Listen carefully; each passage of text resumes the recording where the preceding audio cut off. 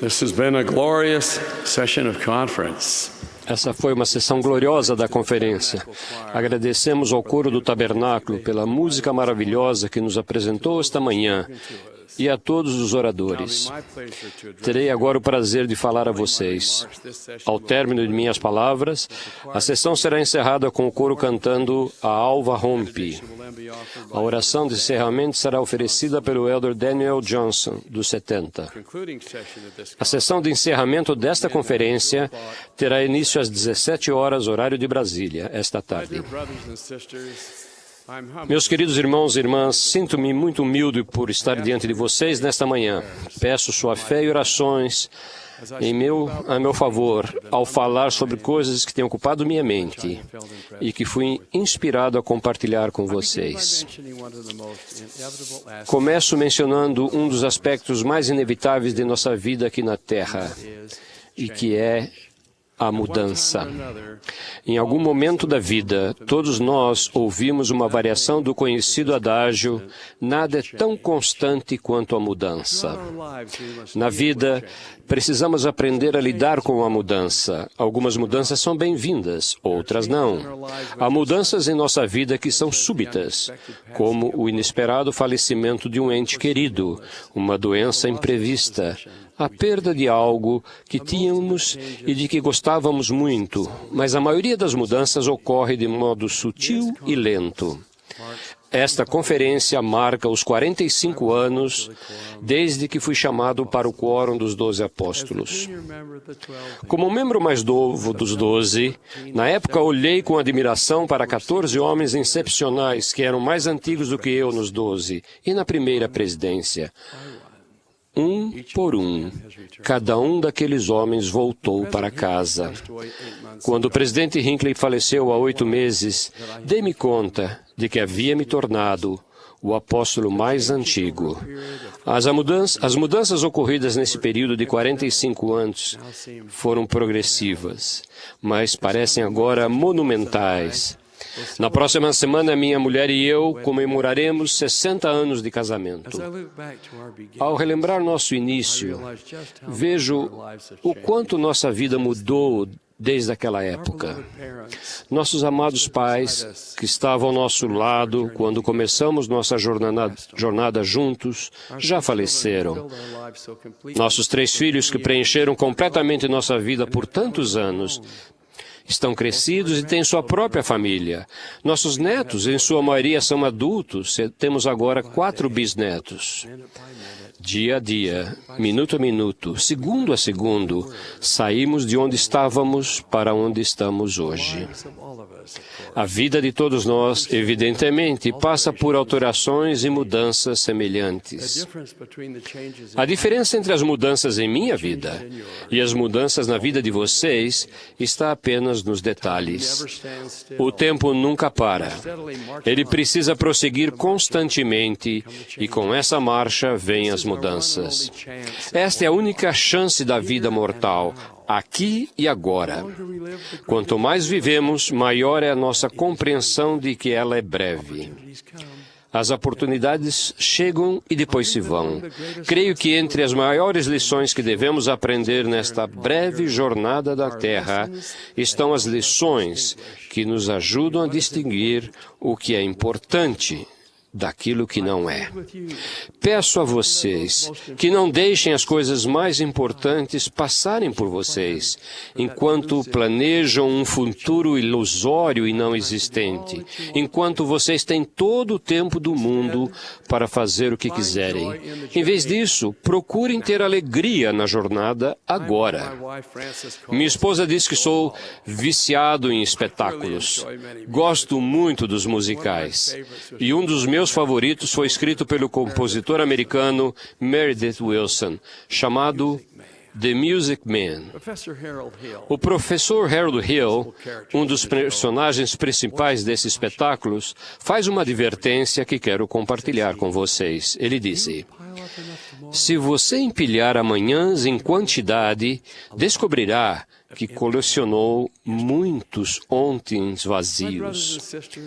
Irmãos e irmãs, não haverá nada para lembrar no futuro se não fizermos algo hoje. Compartilhei anteriormente com vocês um exemplo desta filosofia. Creio que vale a pena repetir.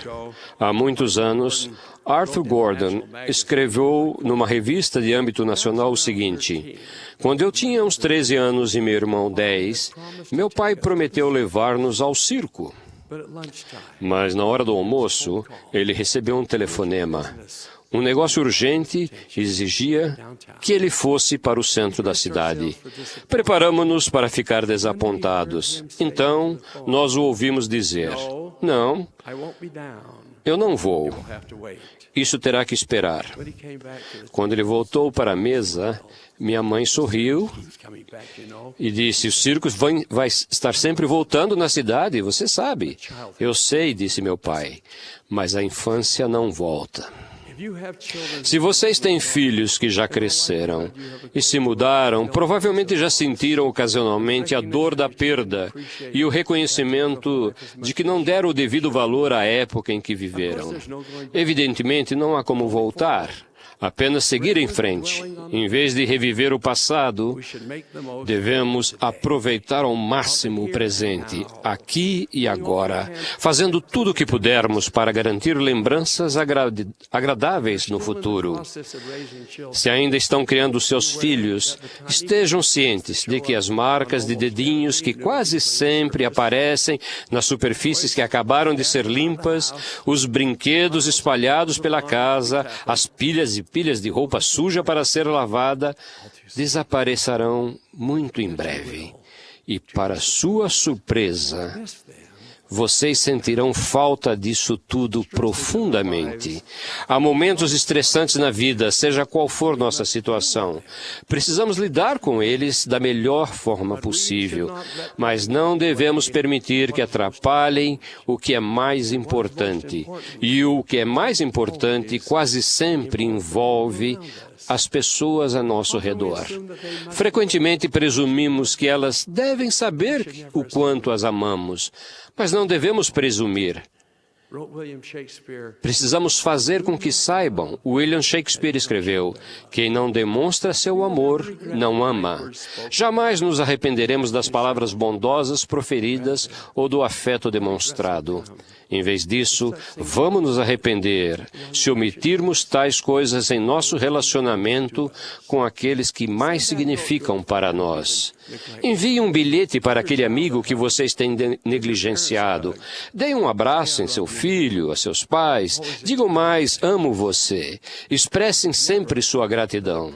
Nunca permitam que um problema a ser resolvido se torne mais importante do que uma pessoa a ser amada. Os amigos se mudam, os filhos crescem e os entes queridos morrem. É muito fácil negligenciarmos as pessoas até o momento em que elas saem da nossa vida e ficamos com o sentimento de que as coisas poderiam ser diferentes. A escritora Harriet Beecher Stowe disse: as lágrimas mais amargas derramadas junto aos túmulos decorrem das palavras que não proferimos e das coisas que deixamos de fazer. Na década de 60, durante a Guerra do Vietnã, um membro da igreja, J. Hess, que servia nas forças aéreas, foi derrubado quando sobrevoava o Vietnã do Norte. Durante 2 anos, sua família ficou sem saber se ele estava vivo ou morto. Seus captores, em Hanoi, acabaram permitindo que ele escrevesse para casa, mas limitaram sua mensagem a menos de 25 palavras. O que diríamos para nossa família se estivéssemos nessa situação, sem poder vê-los já há 2 anos e sem saber se o veríamos novamente, querendo oferecer algo que sua família reconhecesse como sendo dele, e também querendo dar-lhes um valioso conselho? O irmão Hess escreveu: estas coisas são importantes: casamento no templo, missão, faculdade. Sigam em frente, estabeleçam metas, escrevam sua história, tirem fotos 2 vezes por ano. Vamos desfrutar a vida, ter alegria na jornada e compartilhar nosso amor com amigos e familiares. Um dia, para todos nós, não haverá mais amanhãs. No livro de João, no Novo Testamento, capítulo 13, versículo 34, o Salvador nos admoesta: como eu vos amei a vós, que também vós, uns aos outros, vos ameis. Alguns de vocês devem conhecer a clássica obra de Thornton Wilder, Nossa Cidade. As irmãs realmente talvez conheçam isso. Se conhecem, devem lembrar a cidade de Grover Corners, onde acontece a história. Na peça, Emily Webb morre ao dar à luz. E lemos a respeito da solitária tristeza de seu jovem marido, George, que fica com o filho de 4 anos. Emily não quer repousar em paz. Quer sentir novamente as alegrias de sua vida. É-lhe concedido o privilégio de voltar para a Terra e reviver o dia de seu aniversário de 12 anos. A princípio foi emocionante ser jovem de novo, mas o entusiasmo logo esfriou. O dia não tinha alegria, porque Emily sabia o que o futuro reservava. Era insuportável ver como ela estava alheia ao significado e à maravilha da vida enquanto estava viva, antes de voltar a seu lugar de descanso. Emily lamentou: será que os seres humanos se dão conta da vida que têm enquanto a vivem a cada minuto? Nossa compreensão do que é mais importante na vida caminha de mãos dadas com a gratidão por nossas bênçãos. Um conhecido escritor disse: tanto a abundância quanto a escassez existe simultaneamente em nossa vida, como realidades paralelas. É sempre nossa escolha consciente que determina qual jardim vamos cultivar. Quando optamos por não enfocar o que está faltando em nossa vida, mas somos gratos pela abundância presente, amor, saúde, família, amigos, trabalho, as alegrias da natureza e os objetivos pessoais que nos proporcionam felicidade, o deserto da ilusão se desfaz e vivenciamos o céu na terra. Em Doutrina e Convênios, seção 88, versículo 33, lemos: pois de que vale a um homem ser-lhe conferida uma dádiva e não a receber? Eis que ele não se regozija no que lhe foi dado, nem se regozija naquele que fez a doação. O antigo filósofo romano Horácio advertiu: seja qual for o momento com que Deus lhe tenha abençoado, aceite-o com gratidão. Não adie suas alegrias de ano para ano, para onde quer que tenha estado, você possa dizer que viveu alegremente. Há muitos anos, fiquei tocado com a história de Borghild Doll. Ela nasceu em Minnesota em 1890 de pais noruegueses e desde a infância sofria de grave deficiência visual. Tinha imenso desejo de participar da vida cotidiana, apesar de sua limitação, e por meio de firme determinação, foi bem-sucedida em quase tudo que decidiu fazer. Contrariando o conselho de educadores que achavam que sua deficiência era por demais intensa, ela cursou a faculdade, conquistando um diploma na Universidade de Minnesota. Mais tarde, estudou na Universidade de Columbia e na Universidade de Oslo.